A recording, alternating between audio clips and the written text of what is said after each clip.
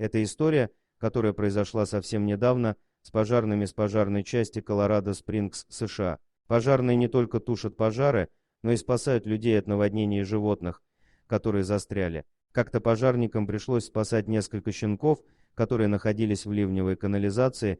Когда они вытащили этих крошечных животных, они поняли, что это вовсе не щенки. Само собой, работа пожарных очень опасная и требует определенной сноровки. Они рискуют своей жизнью, чтобы защитить своих граждан и помочь предотвратить разрушение, хотя многие говорят, что это просто их работа. Их работа по праву считается непредсказуемой. Они действительно никогда не знают, что их ждет на очередном вызове. Так случилось в этот раз. Пожарным было поручено спасти щенков от ливня. Ничего страшного и необычного на первый взгляд, но это было необычным спасением. Когда пожарные прибыли, они тщательно осмотрели место происшествия. Бедные щенки упали в ливневую канаву и сбились в кучку на дне. Яма была довольно мелкой, и при падении они не получили травм.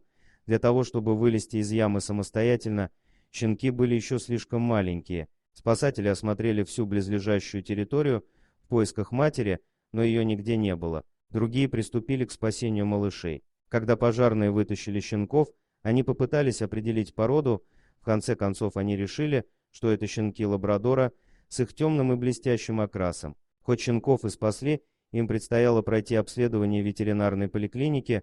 Нужно было проверить, насколько долго они находились в яме, сделать все необходимые процедуры и, конечно же, накормить. Отправив щенков в клинику, спасатели получили довольно неожиданный ответ.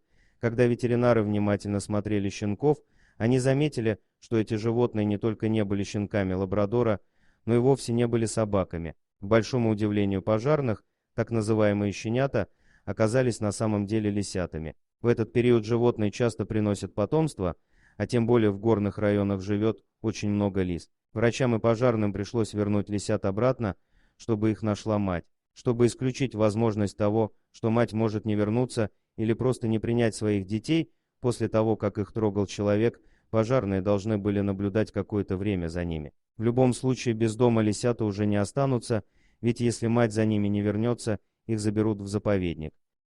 Дорогие друзья, если вам понравилось видео, поставьте лайк, а также подписывайтесь на канал, где найдете еще много интересного.